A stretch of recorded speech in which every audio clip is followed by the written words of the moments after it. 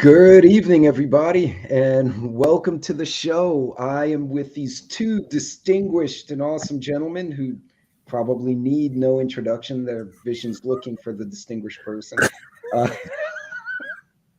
ladies and gentlemen, Mad Shad and Vision Preparedness. Gentlemen, thank you for joining me tonight. Thank Thank you you. for Thank having you. me. And this one should be a lot of fun today. Pleasure. Pretty Absolutely. sure I have a potato just snuck into my. I just heard a think it was one of the potatoes sneak in. So, okay, thank you. Gracias, Canal Preppers. By the way, folks, if you did not see uh, the video, the interview with Leandro down in Argentina, you need to watch that one. hmm I think the most profound comment he made was, we're already at 70% inflation year on year. I remember that. That, Yeah. Yeah, that I can't even imagine that. I can't either. I can't. So I guess we'll go clockwise. So Mad Chad, Vision, in that order. You want to introduce yourself and channel for anyone who doesn't know who you are? Okay, great. Yes. Hi, I'm Mad Shad. Check out my channel, Rantings of the Madman. I do everything from everything Never Forget to Trial by Axe to Sunday Reflections, Lackluster Fridays, and of course, Lackluster Fridays. a lot of craziness. Yeah, Very cool exactly. things. Very cool things happening. Yes, indeed. And I'm Vision Preparedness. I do everything preparedness, prepping, canning, cooking, walking through the woods, and ranting. So Yeah. if you haven't seen my channel, check me out. I'm sure you'll either learn something or have a laugh. Yeah. We've actually gotten the ranting thing down really good between the three of us. Yes. Yep. And Yeah. we have a bunch of great people in the chat tonight. Let me back up. See this. Went by quick. See it. And of course, early as always, and always in a timely Hey, manner, Tarsha and there's my Brad, ride. Good to see you, Triple Threat. Virginia. Yes. Talk about someone who you don't want to mess with in the street. Yes, Triple threat. you got Don that right. Divine Prepping. There's my friend Leandro. Oh, that's you. That'd be me. That'd be Welcome. you. Let's see who else we got. Sherry Leach. I think I missed a few people here. Northern Girl, Red, Bug Out. Red October, the Yep, Axe Thrower. Red October. Yeah. Lucky Watch your Dane. toes. I think I'm missing people here. The chat keeps jumping by. There's Real. Lucky again. Red October there. Virginia Bushcrafter. Yep. Sherry. Black Guns and Gardens. Welcome. Welcome. Wolfang is in here somewhere. There he is. Divine Prepping. And there's Daryl. And I think I got, and Texas Redleg just snuck in there. There he is. Yep, there's Texas Redneck. So ladies and gentlemen. Lucky Dave Preparedness. Corn Pop. Uh-oh. Corn Pop is here. Corn Pop, what is going on? Just here for the chicks and the revolution. Juan Santos. For the revulsion. Yeah. Oh man. Well, folks, the three of us were collaborating beforehand, and this was going to be about the urban theater because a lot of us live in cities or will have to deal with the city. Even in my case, I live in a little city, but I could be in Dallas or Oklahoma City. I could be somewhere and something pops off. Yep. And with everything going on lately, I think that's some serious things that we need to give serious consideration to. Absolutely. What are your thoughts on what we're seeing in the streets right now? You first, please. Well, as we all know, first of all, I'm far from a fearmonger, so I'm just going to tell you what I see. Because of this defund the police, society has the premise that they're above the law now. And because they're above the law, they can do whatever they want, whenever they want, to whoever they want. And there's a lot of people out there that they really don't want to mess with. But for myself now, as we were talking before the show started, I carry every day, and I will, to protect me, my family, and whoever I'm with. But the criminals don't care. They never have cared. So they're going to continue to do what they do. you know, and I hope we never have an SHTF full-blown event, because it's not going to be good, period. And especially in an urban area, you're going to be confined, and there's going to be chaos, total chaos, and people don't care. And for myself, because I finally got out of the urban area and moved to a rural area, I still have to go back into that urban area to get family. Yeah. I have to. So I'm rolling in heavy and hot and quick, and hopefully don't have to run into anything. Amen to that. Shad, what's your take on what we're seeing right now? Hey, man, everything's normal. It's all nothing to see here. Nothing. Just carry on about your day. Don't worry about the gun in your face and the person trying to take your money. Don't worry about that. Just carry on. Carry on. Thank Bullshit. You'll find nothing and you'll be happy. Bullshit. We all know that's true. And of course, just to reiterate, I mean, you know, Vision, what you said, you know, things are getting crazy. And it's escalating. The criminal element, obviously, they're going to do what they want to do. And if you're a target of opportunity, they're going to take advantage. So you have to be on your toes, and you have to strategically move through life. You know, that's that tactical mindset. You know, you have to have it. And if you don't have it, you have to develop it. You know, that's right. You know, they talk about I mean, there's a lot of situational awareness. Well, that's going to happen. You better get that in your head now. Learn it. Learn to read. Yeah, just learn to read. Learn to profile and learn to read. People, places, objects, anything and everything. You know, read it. You know, because it just might save your life. Oh yeah, without a doubt. And when Shad says read, he's talking about like read the room, read the environment. Yeah, yeah. I mean, you know, if all of a sudden all the ducks and all the ducks and the animals come running out of the woods and they're going in one direction, you might want to follow them. Exactly. Absolutely. Absolutely. Without a doubt, you may want to go in their direction. Oh yeah. No, truth. And what's scary is there's a whole generation of people whose their entire experience with other people is this thing. Yes. And they don't know how to interact face to face.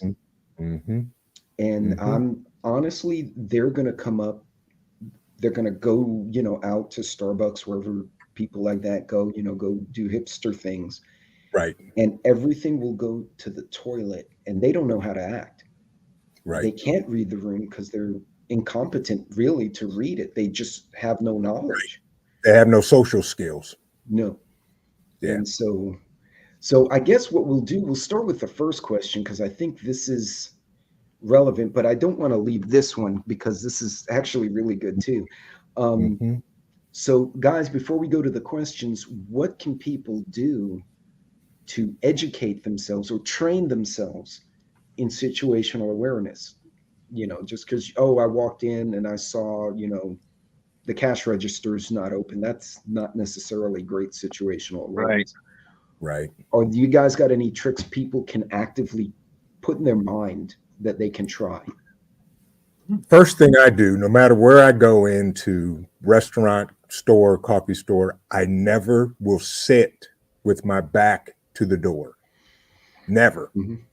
Because I want to see who's coming in, who's going out. And from that area, I can literally count exits. I can guesstimate how many people are in there and just kind of scan the room quickly to see who may look out of place or agitated. That's the first thing I look for and do. Right. Yeah. I mean, that's, you know, you walk in the room, wherever you're going, you read people. I mean, literally profile them, case them out, put on your X-ray vision and see if they're carrying. You know, if 3 people walk in and they start looking at they're only looking at each other. One stays at the door and the 2 go in the back to the back exit. You might want to take notice. You know, things of that nature. Yeah, you've got to.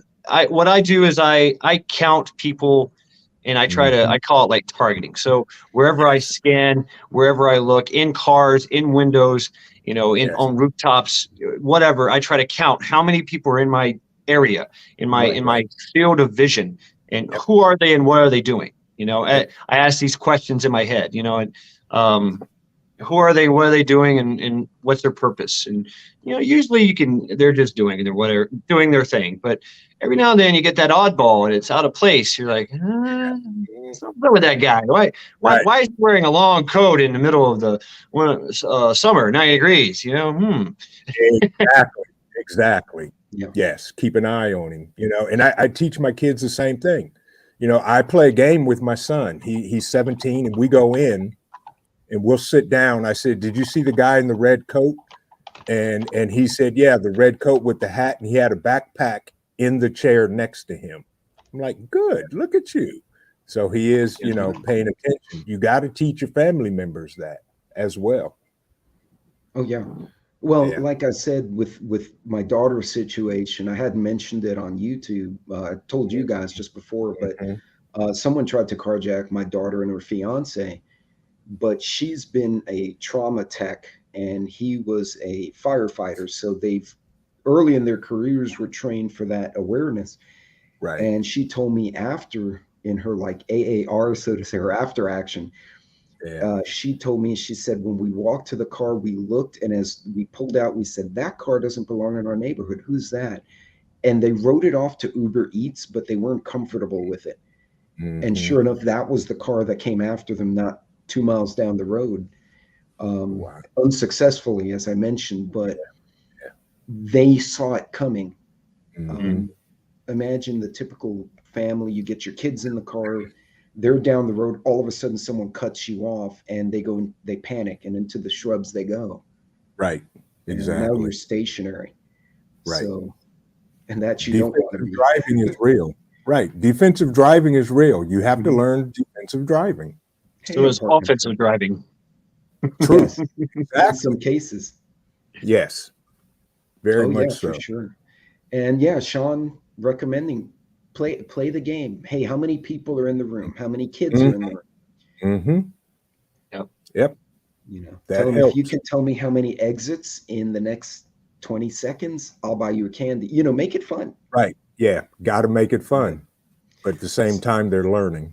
Yeah. So that situational awareness thing, folks, it will be life-saving for sure. Yes. So, gents, I'll go to the first question. Urban bug-ins, because we're talking about urban scenarios, folks. Everyone says, yeah, bug-in is great. Pros and cons. So, gents, what are your thoughts? I'll defer to this gentleman right here. Okay, very well, thank you. Urban bug-in, pros and cons. Well, you have to think about what is your threat. What are you dealing with? Is it just civil unrest? Or is it zombie time? Am I going to be targeted? Am I going to be overt? Or am I going to be covert? Am I going to be by myself, or am I going to have friends? So, I base everything on how defensible is things. What's the situation? What am I dealing with? If I'm bugging in and I'm just going to, block out all the doors and windows and barricade myself in and just live off my preps and, read by candlelight and just, be good, me and my dog. But, what am I going to do? How long am I going to do this? Can I keep a awareness of what's going out there? Because that's very important. What is causing the civil unrest? Is it, is it zombies? Is it aliens? Is it an actual massive force that's coming my way? A contingency, if you will, a force. Should I stay or should I go? If I stay, will I be in trouble? If I go, we'll be double. I mean, So, do I have the necessary resources? And is my structure sound enough to withstand a Molotov cocktail, a few small arms fire, What are the threats I'm facing? I'm probably going to be facing anything below a 50 cal, which, you know, I now know what to deal with. Of course, my glass is going to break. If I have wall, right, Wolfgang? They're liking the song choice there, guys. Yeah. I mean, it's you know, you got to think about that. How are you going to get food? What about the administrative part of it? You know, the beans, bullets, and band-aids. Are you going to have enough food? Are you going to have enough power? Are you going to have heat? Are you going to have cooling? How long are you going to stay there? And who's going to be looking for you? Who's coming and calling? Right. If you have friends, now you have something to work with. Now you have a network, a community, and now this bug-in thing has more of a fortification kind of feel, you know, with a group, a cohesive unit. And then you it's a force multiplier. It's not just me hiding in the shadows, you know, with my can of Spam and my you know, my lighter, you know, for heat, and that's it, you know, and my little slingshot. So Vision, what do you think? And that's the same way with me. I'm bugging in. And I'm gonna hunker down, and like Mad Shad said, you know, I have people that know if something goes down, they're coming to my house. So now we have multiple forces, multiple preps, multiple supplies. We can secure the perimeter, we can secure the grounds, and stand our ground. So for some people, you may be the bug out location. Correct. Yes. For some people, I am the bug out location. But like Shad said, it is. I'm not going anywhere. If I have to leave, and this is the God's truth, if I have to leave, we have an evac plan, and I'm blowing up everything. Nothing is going to be salvageable if I have to leave my house. Period. We know what we're taking, we know where we're going, and this is going up in smoke. And if I have to come back and pick through the rubble, I'll pick through the rubble. But this is the last stance. This is the okay corral until I pull out my radios and get a hold of my other guys and say, we need reinforcements, help. Plain and simple. So, you know, Texas Redleg made a good point. Let me see if I can find it. The Big Kahuna, knowing what the trigger point is to vacate. During Hurricane Ike, everyone evacuated at the same time, and then the storm kind of made a right turn and hit the other side of Houston. Harvey, a lot of people hesitated, and that one turned out to be that was a real mess. We'd been through enough. We're like, we're going to take damage. But we were on the far north side of Houston, away from the coast. But that's an important point is what's the trigger point when you make that decision? Okay, we've got to go. You know, I can see, you know, if you're out in the country, a major fire like we saw in California and Arizona, you can't fight the fire, right? The fire is just the thing. You know, somebody pops a nuke somewhere, God forbid, you know, that's all right. Now we got to really think about what we're doing here. So, or you have a mechanized unit coming your way. So what is your hypothetical trigger? What could be the way you measure the trigger point? The way I would measure is if there is a mass force of people. I mean, I'm talking 50 or more. And they're down the road or coming up the road, and you know they're well equipped and definitely outgunned, then we're going to make a decision. Do we stay or go? And if we go, we have a safe exit out of the back of the property that nobody knows of, and then we're going across cornfields in a vehicle to get to our next location. So from a tactical standpoint, with a community, urban bug in, you know, it's then you're talking then you're talking fortification, then you're talking defensive positions, blocking positions, things of that nature, and of course, the biggest thing is surveillance, is being able to see and hear what is going on, what you're facing. That's what you gotta, that's how I look at things. Otherwise I'm not going anywhere. But hey, I always have that option open to Diddy Mal, get the hell out of Dodge, make like a tree and get the fuck out of here. But I want to be able to, defend my position overtly or covertly, so maybe I want to just hide out and, have a LPOP position, have some loopholes set up, murder holes, little places I can go up, down, left, right. Hidey holes. Just to, hide stuff, have caches. If I'm bugging in and it's tactical, it's tactical. Then it's the place is mine, and I'm making interior designing things. Yes, I'm with you. I'm gonna break out a wall here. And, the ceiling might have a ladder, and there might be a pole going down. Downstairs. I mean, you never know. I mean, just whatever. Wire mesh goes on the windows. Yeah, it's amazing what those little green Coleman propane cans can be used for. Oh yeah. And you can set those up and put them in positions that are perfect for self-defense, because set up we will always early warning signals. Yep. Exactly. We'll always have the advantage because it's our home, or it's our, our area of operation. So we're more familiar with it than anybody that would come there. Right.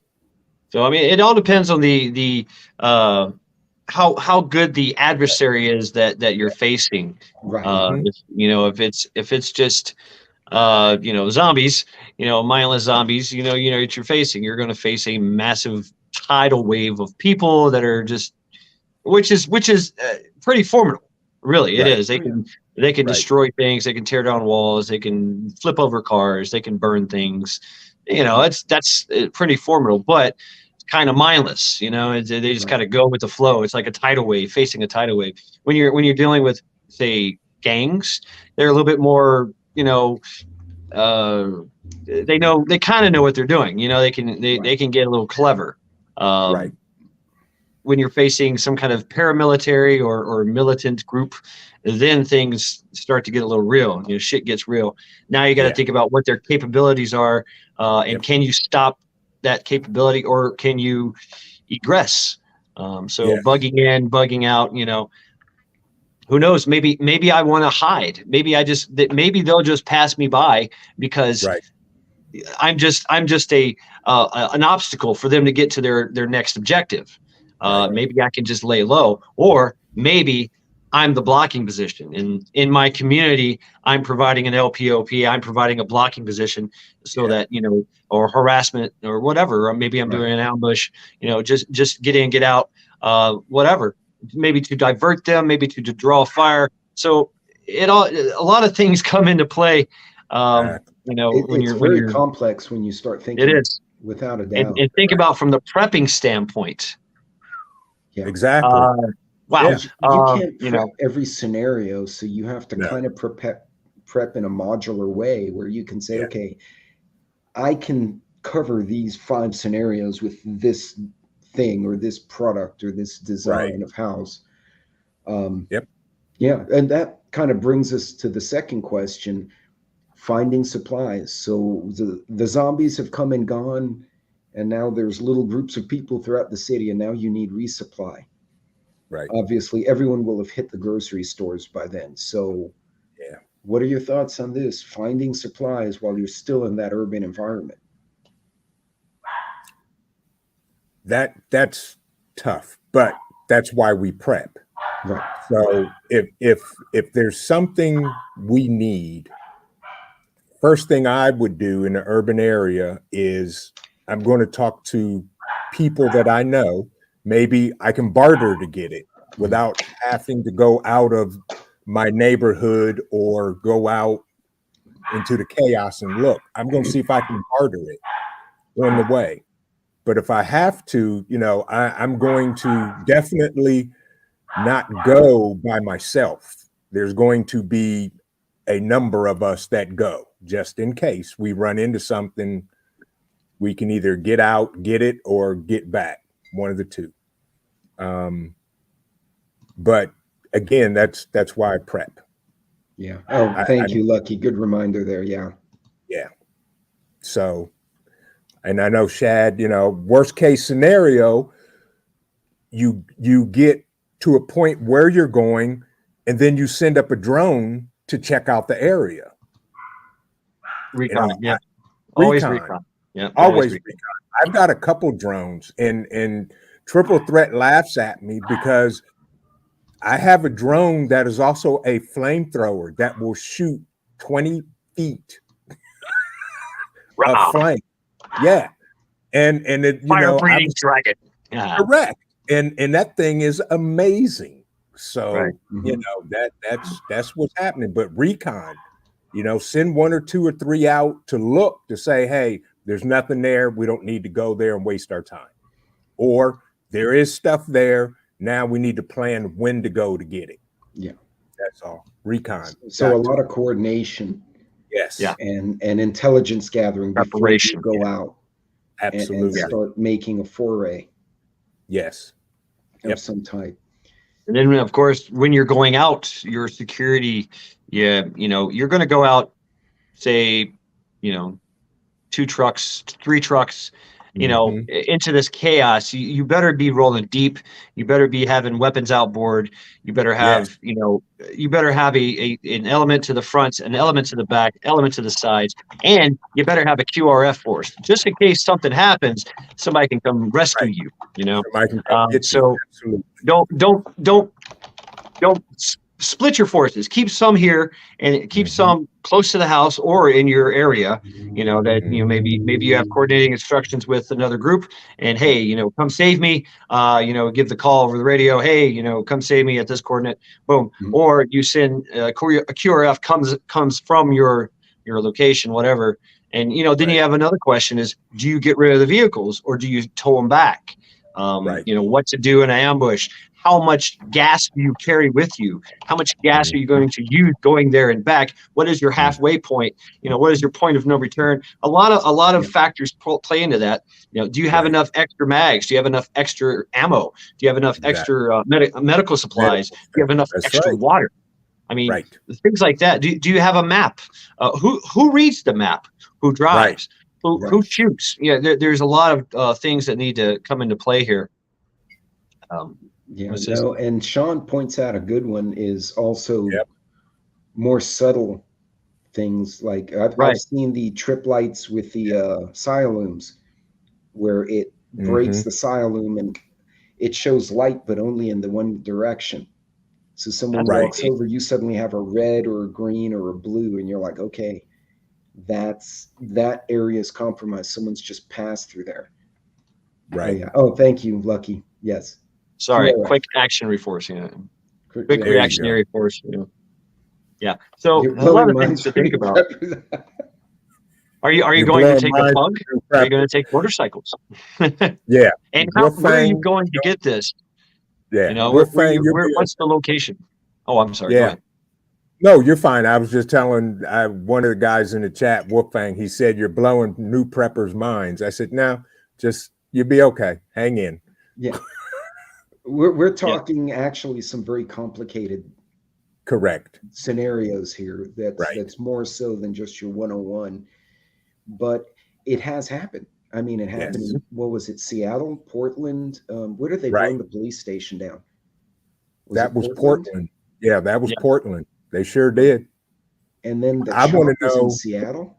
Or was it the other way around? Shit, I can't remember now. Federal buildings. Yeah. I want to know what happened to all the weapons in the police station. I don't know, unless they bailed with them. They would have been. They better have. They better have bailed with it. I think they did. I think they grabbed them all. Yeah, because they had like a day to leave, and they left. Okay. They took everything. So that was a planned withdrawal. Yeah. Yeah. Unlike Uncle Grandpa did over there in that other country. Grandpa Ice Cream, when they evacuated, Yeah. So instead of every day, never forget. Exactly. Exactly. And you can go, to this point, the blue lights, you can go down a lot of theories on how to. I watched someone got confronted by a drunk and took a tactical flashlight out, put it on strobe, and put it right in the guy's eyes, and the drunk completely got discombobulated. He went from hostile to stupid in about 2 seconds, and then he was like, and then he went off. And I've never seen that effect of a light. And I said, that's Yeah. really impressive. Yeah. It I've just used it deflated a the few guy. times. Yeah. It's very that's tactical. good. Right? Yeah, it is. But It is. so finding supplies. You can hunt. Mhm. You can scavenge. You could forage. You could Exactly. try to barter and barter things. True. Yeah. You can hit vacant homes. Huh? Vacant homes and apartments. I mean, Yeah. if you have to That's kind of scavenge, and it's cheap, but it could be dangerous. But at that point in Right. time, you got to do what you have to do to get what you need. Yeah. So, and it goes to my next question, because you can also collaborate with other groups or people in say your apartment building or your complex. So forming a team, I can't spell alliances, apparently. That's going to annoy me now. I like it. I like it. Thank you. I like it. Very I good. like I'm going it. to fix that, because that's going to bug the hell out of me. Anyway. I like it. Yeah. But forming a team. So like in the scenario of going out to find supplies, well, if your building has people left in it, then you can coordinate now and say, all right, look, we're all stuck here together. You watch the door, and we're going to go through the 5th floor and then work our way down, or vice versa. Right. Yep. And collect and distribute.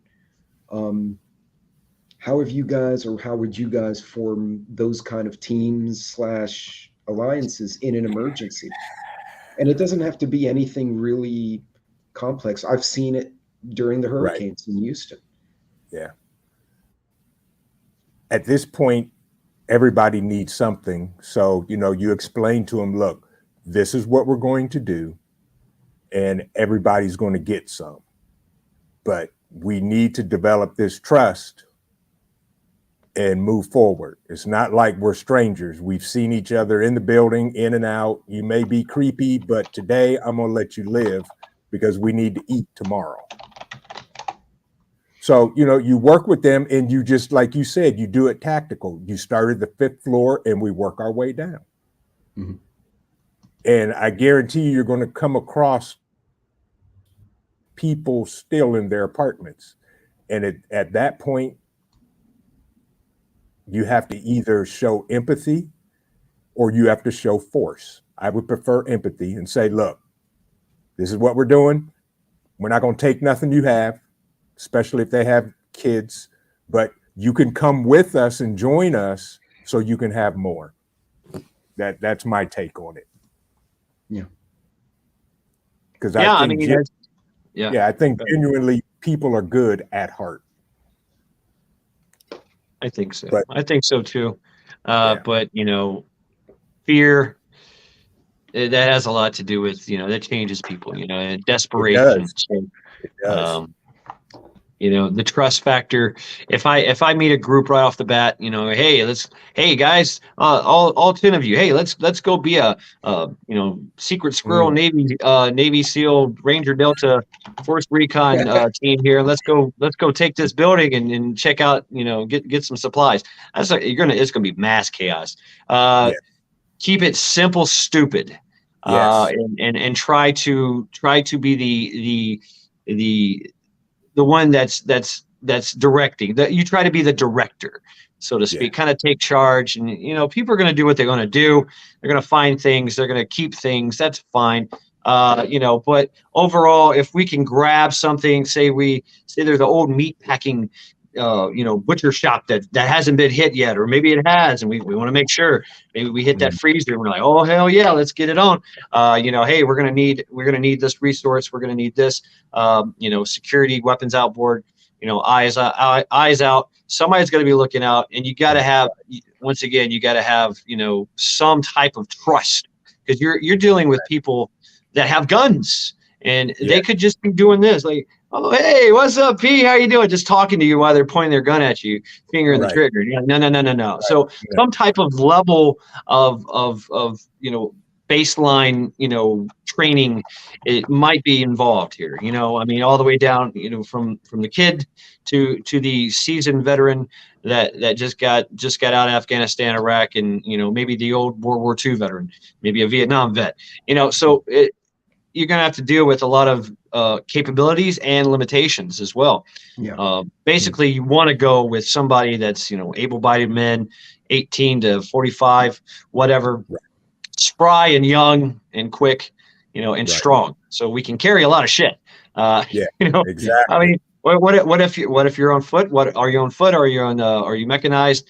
Are you on vehicles? Maybe everybody's got an empty backpack, and you just walk in there and just throwing cans of soup in your backpack, and you're out. And then figure it out later. Yeah. Figure it out later. Exactly. Yeah. Snatch and grab. Who knows? Well, what do you do if you do encounter people? I mean, so that's something. I mean, something that has to be addressed. Or are these people a threat? Do you take their stuff? Do you give them stuff?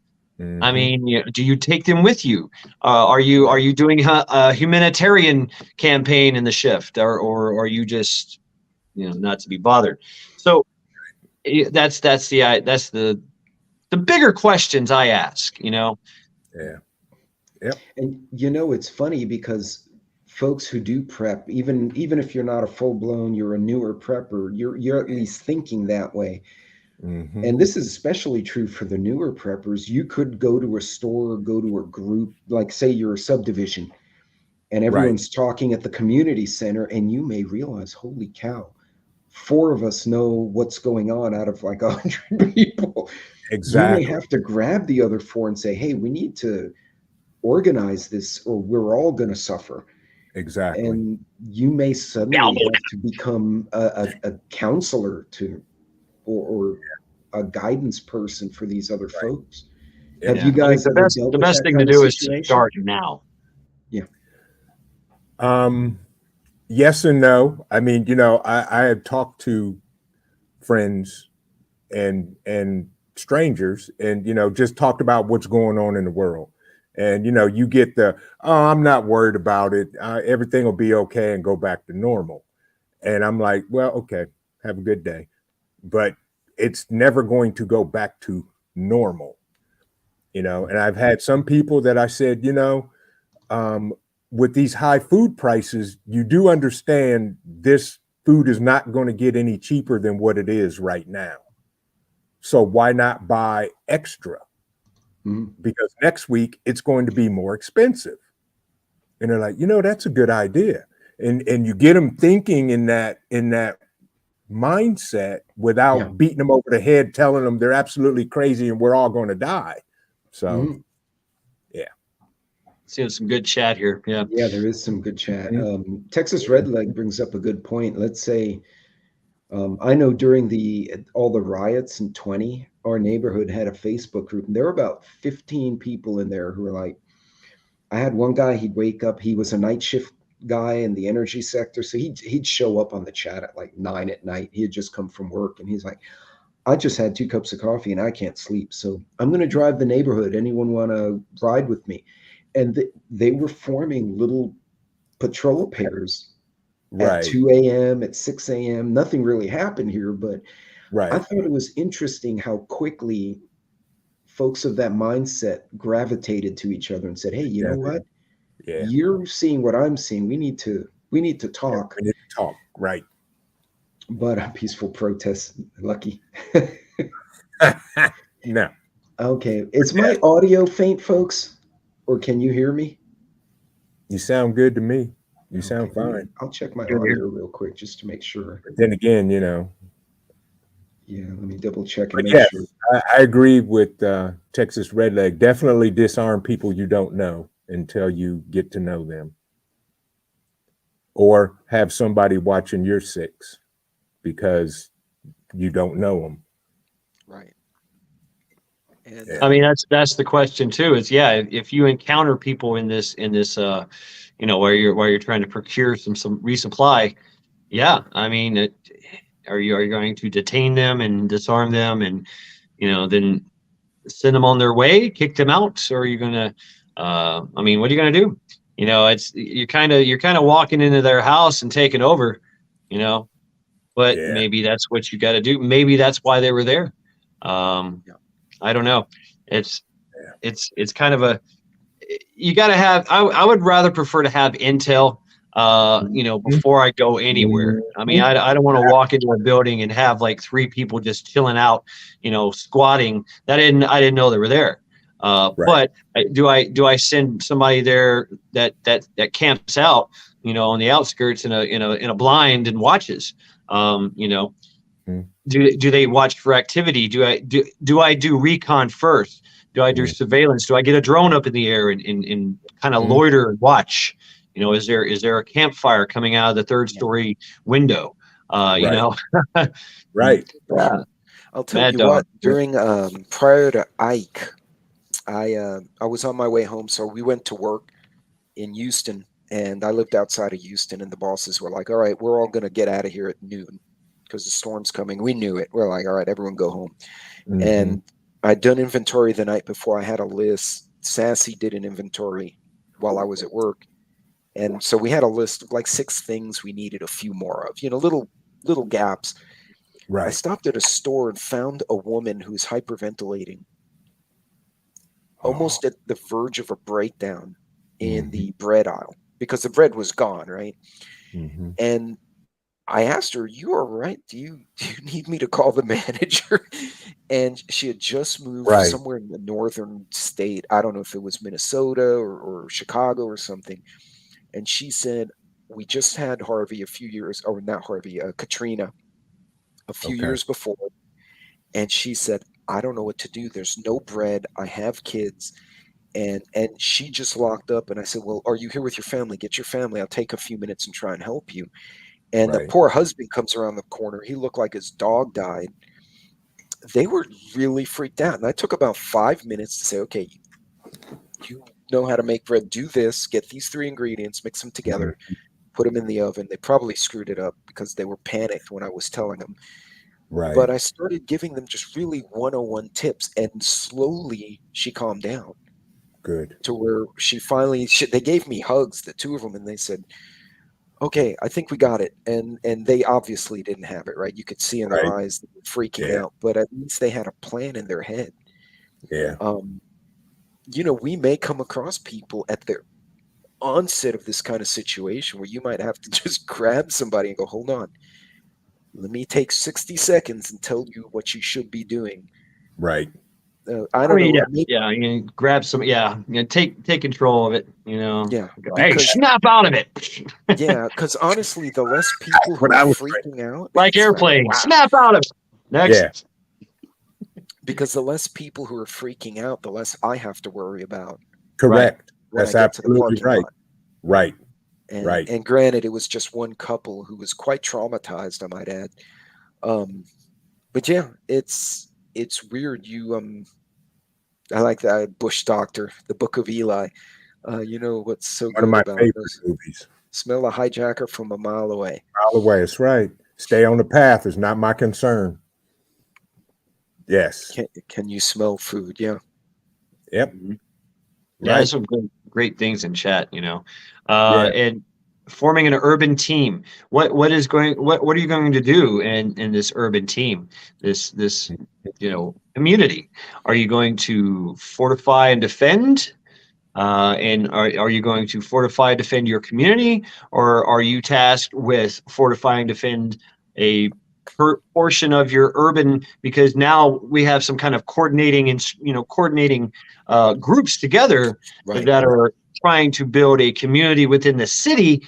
And so, I'm serious. I mean, that's the thing. Without saying the M word, lighting it all up.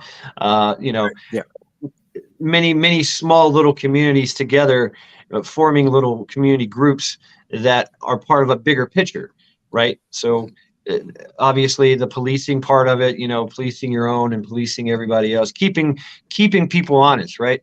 Yeah.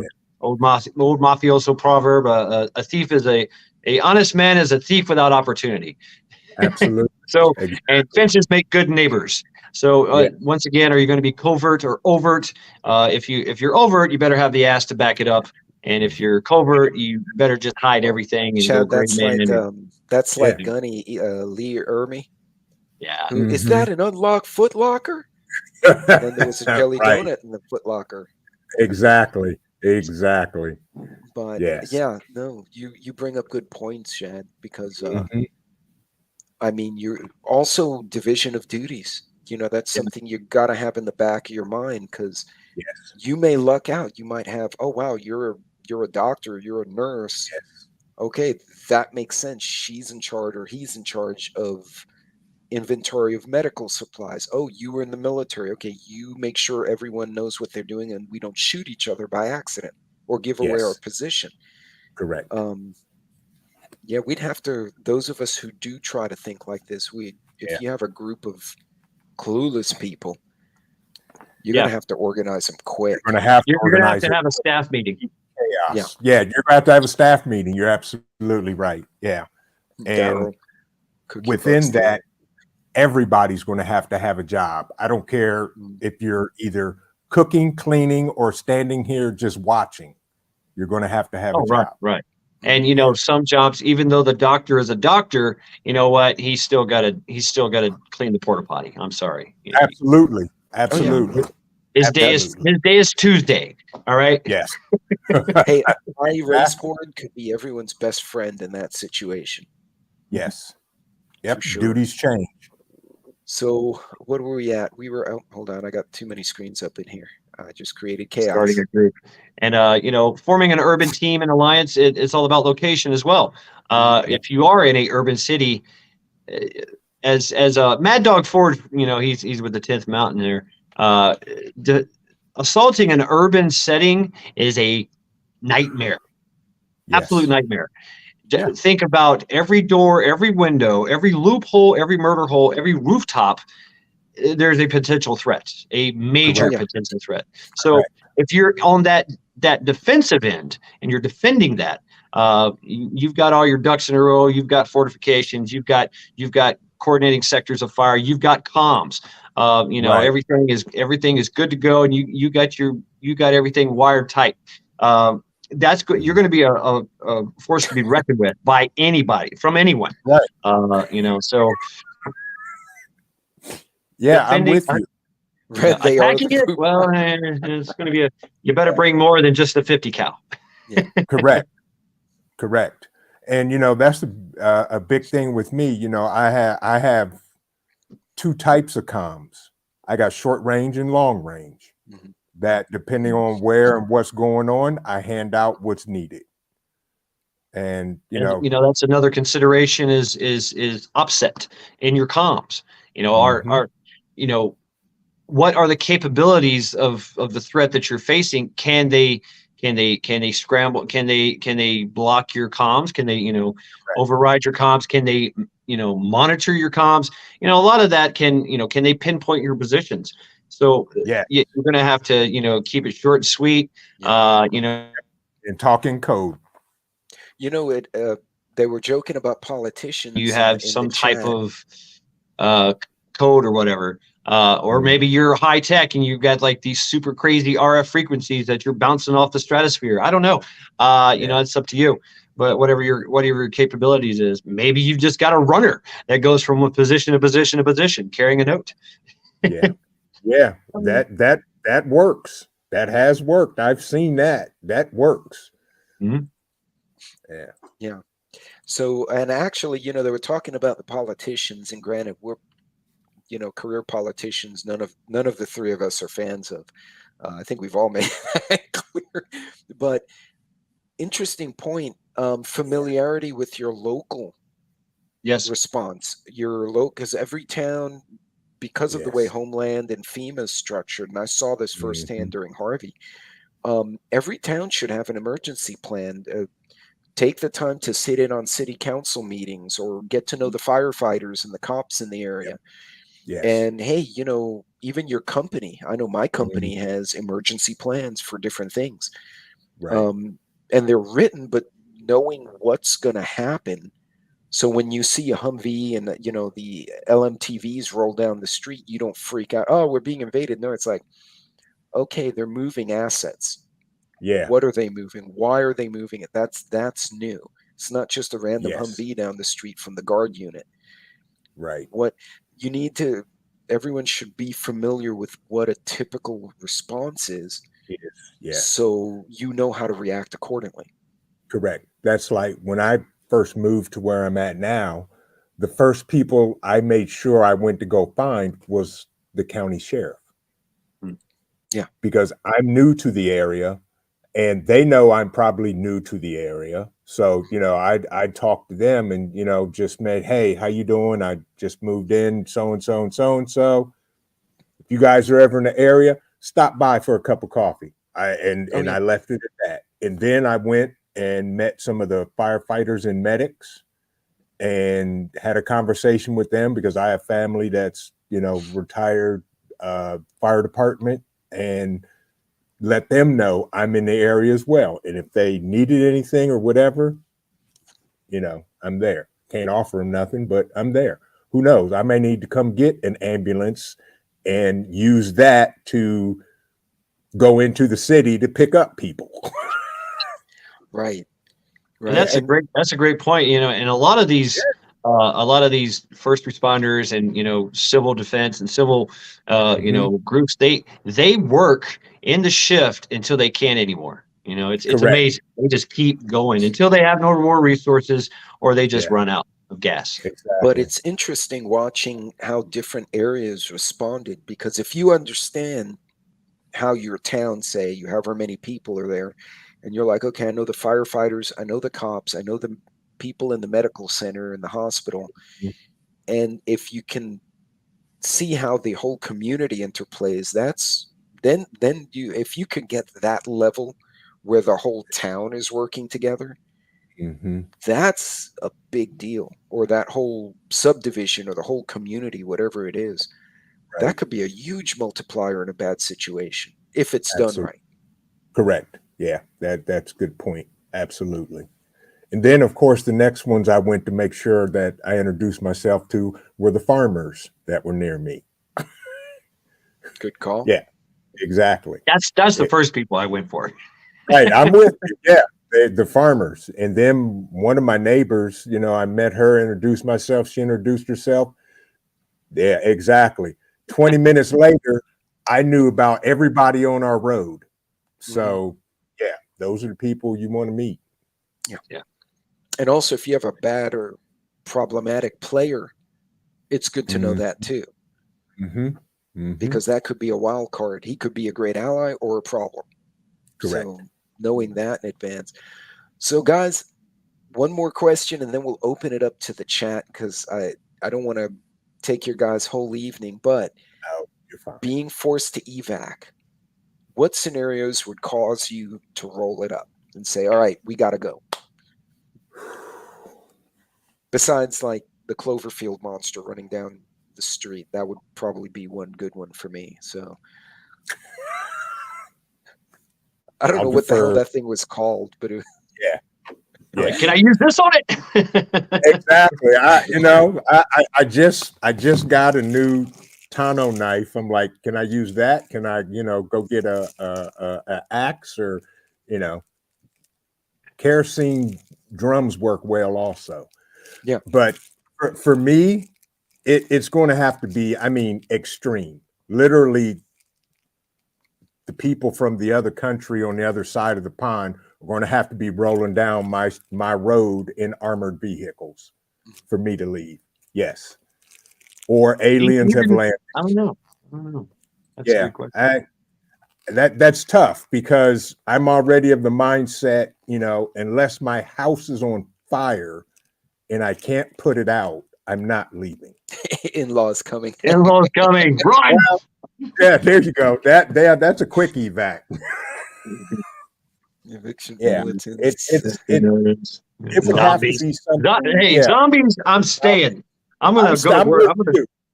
Yes. Yeah, I'm I gonna have play. one of those. Yes. I could see. I'm gonna try to be like Red October and throw them at him, you know, and like, oh, I got a good one there. You know, I had someone who lived near one of the refineries on the coast when it burned up, and I said, "Did you bail?" And they said, "We didn't have a chance." So we actually bugged in, but the neighbors bailed, but then they got caught in the smoke. So you gotta make a quick call, because then they got exposed and they had to go to the doctor and get checked out. Yeah. But yeah, like carbon Q is a great one. Chemical agents. Chemical Agents, yeah. And you know, and once again, that's the intel is what are you facing, and can I stop that? Can I negate that? If it's chemical, you know, do I just stay in my home and, you know, seal everything up and wear a gas mask? You know, or is it radiation? Do I need to go underground? Do I need to run? House fire? Yes, house fire. Most houses are flammable. Right. I think Just all saying. of them are flammable to some extent.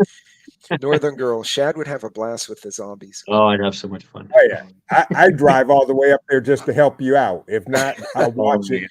You'd find him standing on a car with the Viking helmet and then axe and a shield, just smacking away at the thing.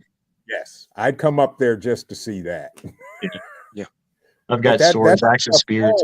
You know, that's a tough call. It would really have to be something horrific to bail.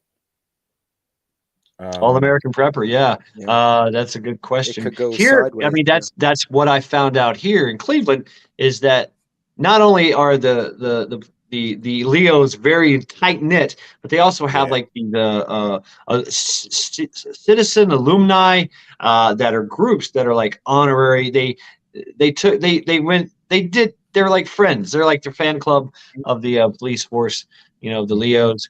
And so there's like a outreach and neighborhood watch. And so it all kind of, you know, blends together and they all hang out and they're friends. And I've been to the cookouts. It's great times. But still, you know, when things happen, that's where you find out who's who. Yeah, who exactly. It could go to extremes for sure. Yes, real quick. But well, yeah, I was thinking the chemicals, and you got to make the right choice too, because in some cases you'd be better off putting plastic over your windows and hunkering down for 24 hours.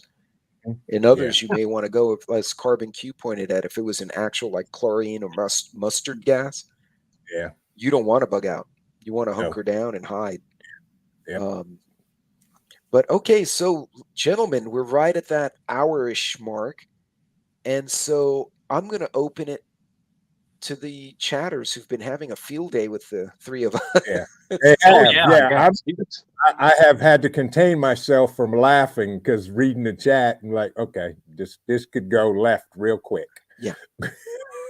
You know me, I love you know, addressing chat. So it's been something else of a challenge to sit here like this without addressing chat. So and I've been trying to keep as many as I could on the screen so you guys could see what's going on, but that's true. Military's a brotherhood, cops are brotherhoods. And I have family members that are military and law enforcement, so I completely understand that. And for sure. So folks, if you have any questions for these distinguished gents, we just gave Wolfgang a good laugh there. Should I stay or should I go? He's still on the song there. That's right. Hey, I mean, it's a good question. If I stay, there will be trouble. If I go, it would be double. So you got to let me know. Should I stay or should I go? Yardbirds, keep calm, chat. These guys are trying to keep a straight face. That's true. That's true. Oh, here we go.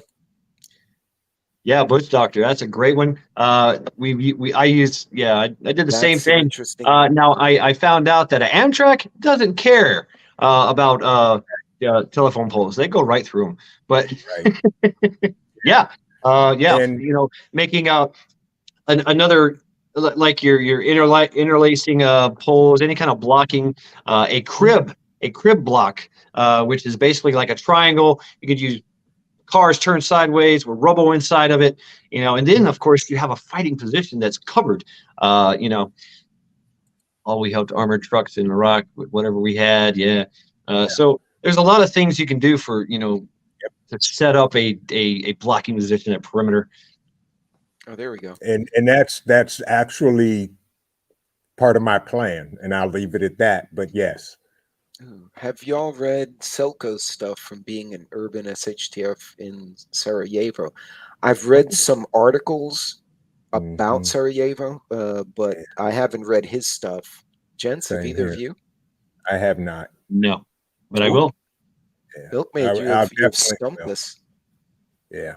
But yeah, and Loretta, it's just my daughter and I. And I saw a few people in the chat saying it's me and my son, or my wife and I, or just a few of us. So yeah, Lucky's seconding that one. Yeah, and that's, I did a live talking about now's the time to network and build community, and we had people, that were in other states that said they had nobody. So, because I know people in my network is growing. So I would say to one person, reach out to this person and see how, serious they are. They live in your state, and maybe something can come of that. And that's a great thing to do. I mean, we're all one community. So there's people near or within your state. Definitely. Yeah, agreed. Yeah. I say state, start local, and go from there. Go from there. Yeah. I mean, Shad's in Ohio. If he's fighting zombies, I'm not going to let him fight him alone. I want to see this, and I'm going to help him out. Yeah. I'll live stream it. I will. That'd be great. Yeah, exactly. I'll live stream it, and then you get blocked. Exactly. Then we'll get blocked and put the tube will block you. Stupid algorithms. But yeah, no, that's okay. Selko Begovic's account of living in Bosnia. So it is in the chat, ladies and gentlemen. If you want to go investigate that a little bit, that would definitely be something cool to do. Cincinnati here. Yeah, Wolfgang. Cool. So I'll say this, Wolfgang, he follows my channel, and he was in that live, and he reached out to me, and he's not far from us, Chad. He's at the south end of the state.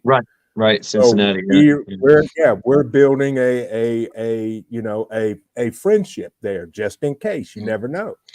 So Texas Redleg and I have actually managed to meet at a coffee shop not too far from here, and we've got Cold War also is in Texas. We're all about 3 hours from, because everything's like 4 hours from everything in Texas. Right. We've been trying to figure out a spot between us where we could all congregate and not have to get a hotel. Exactly. Yeah. But, and same here, Fed Up American. He's a half an hour away from me. See that. We've been talking, so we're going to meet for coffee. And he's not going to let Shad and me fight zombies for alone. All you guys up in Ohio and thereabouts, who has the Lucille bat? Because Shad has the axe.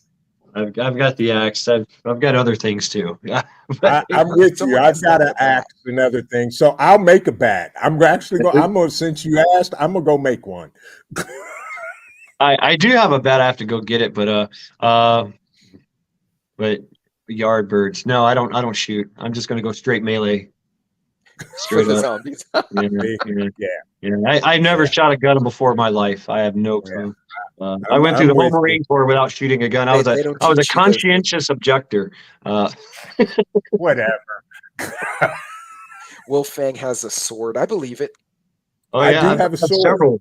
I have several swords. Too. I have my dad's cane machete. I've taken small trees down with that thing. That's probably God. That's got to weigh 5 pounds of iron. Oh God, that thing's unreal. Wow. It's something short of a scimitar. But yeah, I'd watch him cut oak trees down. Little oak trees. Right out to her. Go with a shotgun, easy and fun. Yeah, I agree. Well, Red will throw like 5 million knives and turn them. Yeah, he's going to throw axes and knives. Jerry that's my weapon of choice. I have a nice Mossberg that's like that. That his name is Eli. His name is Eli. Disposing of the deceased. That wouldn't be a problem where I am because we have a lot of nothing out here. So, you know, you just go 10 minutes out of town and you can designate an area for that purpose. But yeah, in an urban environment, you can't just be carting dead people. No, you can't. No, it's not. Bring out your dead. Yeah, I mean, across the road from me is nothing but farmland. So, you know, I have no problem piling up zombies over there and setting them on fire. Yeah. Maybe you make a perimeter out of them. You know, correct. You know, like there was that movie 300. Yeah, I'll make a wall with skulls. Make a wall. That's right. Yeah. Yeah. You guys talk about swords. Here you go. Here's a good sword for you. There you go. Ooh, Shad's got a katana too. Nice katana. That is. I forget who made it. It's 400. It's laminated steel. Simple. But I got it for like $400. It's real deal. Yeah. Love this thing. But it's almost unwieldy, you know. Yeah. So I guess, gentlemen, we don't have any other questions. Milkmaid, I was about to type, bring out your dead. Bring out your dead. So I feel happy. So, gentlemen, do you have any other parting knowledge for the folks in the chat? We've got a pretty good group listening to us right now. Any other tidbits of knowledge? I have somebody said they have a flail. Yardbirds. I have a flail. Spike ball on the chin. Oof. Woo, good Lord. I'm a big fan of melee weapons, so yeah. Yeah, I was gonna say now we're going medieval. That's okay. Right. Sometimes you have to. It works. It works. Chinook, hey. You know, parting advice. If you don't know, get to know people that do. You know, get to know people that have been there, have been in country, have been in situations, you know, and learn. Yeah. And learn. There's a lot of naivety when it comes to what you're going to do in shift. Well, you know, you think about it, when shift happens, when we talk about the balloon going up, all this, your clock has started now. Yeah. Yeah. It's ticking. Yes. And the alarm's going to go off, and that's when you yank. So you got to figure out something to do real quick. You know, maybe start. That's why we plan, we prep, we do the things. You know, and train. You know, train with people.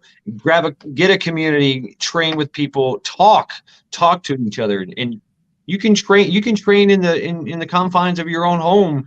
You know, with just stupid stuff. You know, Ghetto, what's up? Hey, getting to know folks, and you know, as we know each other, we all know people from all, you know, everywhere. You know, see if you can have like a alternate place to go. You know, just say, hey, do you know a place I can come in when I come to Cincinnati, or is there a place I can hang out in Cleveland? Because you never know what the situation's going to, you know. So I keep my bug out like north, south, east, west. You know, hey, I might have to go into Canada. I might have to cross Lake Erie. You never know. So get to know folks and say, hey, what's up? Connecting and learning, you know, and start now. Start like yesterday.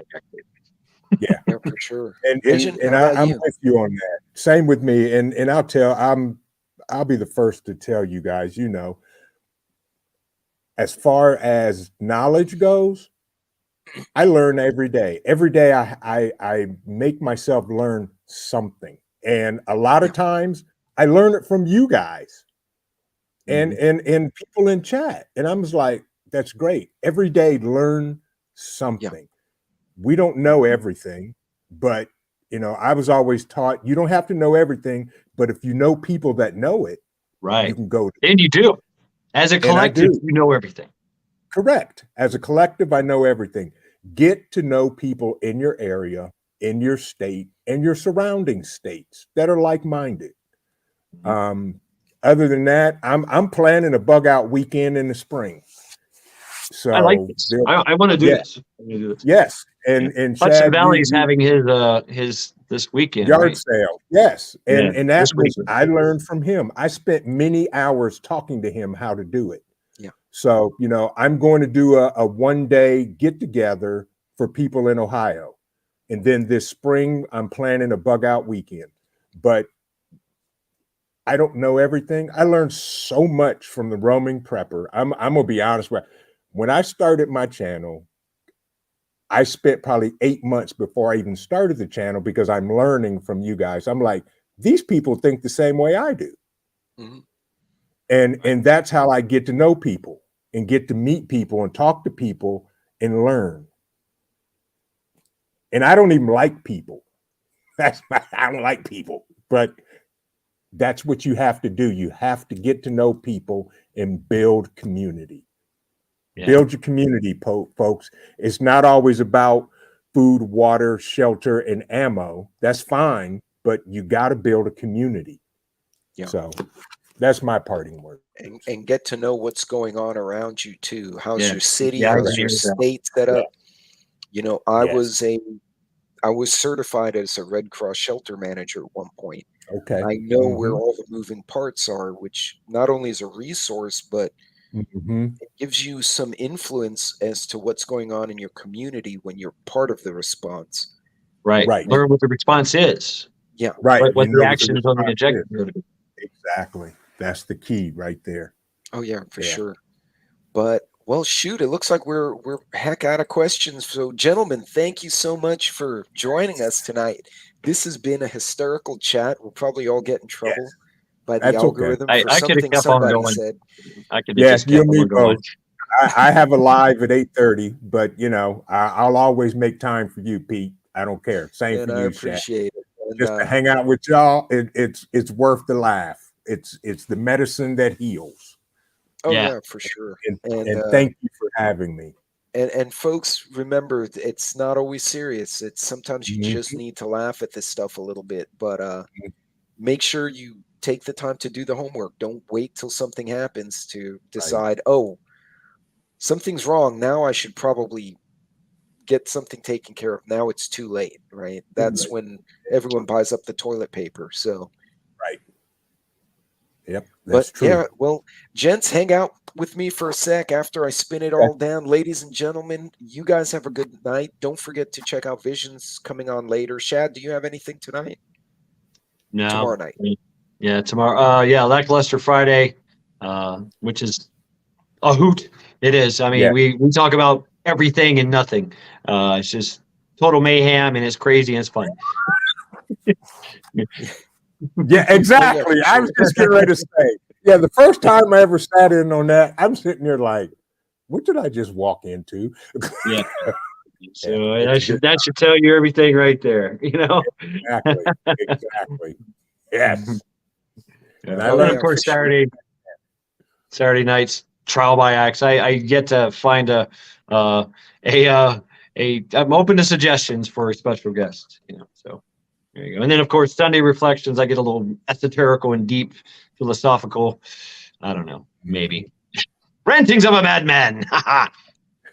Well, good deal. Well, ladies and gentlemen, Godspeed to all of you. Y'all be safe. Keep researching, keep learning, doing what you're doing. Thank you, Chad. Don't freak out and don't run up your credit cards. Don't listen to people who tell you dumb things. It's just no bueno. Be smart about what you do and where you spend your time and money. And follow these guys. They're smart guys. We all act a little crazy, but yeah, I think we're all kind of on that same wavelength. Yes, we are. So y'all be safe, be blessed, and folks, we will see you all later. Don't forget to check these guys out. Vision tonight at 8:30, and Mad Shad will be tomorrow, where you can talk smack to each other. Oh yeah. Oh yeah. So guys, be good, gentlemen. Hang out with me for just a sec, and I'm gonna wrap this up. Take care, chat. Take care.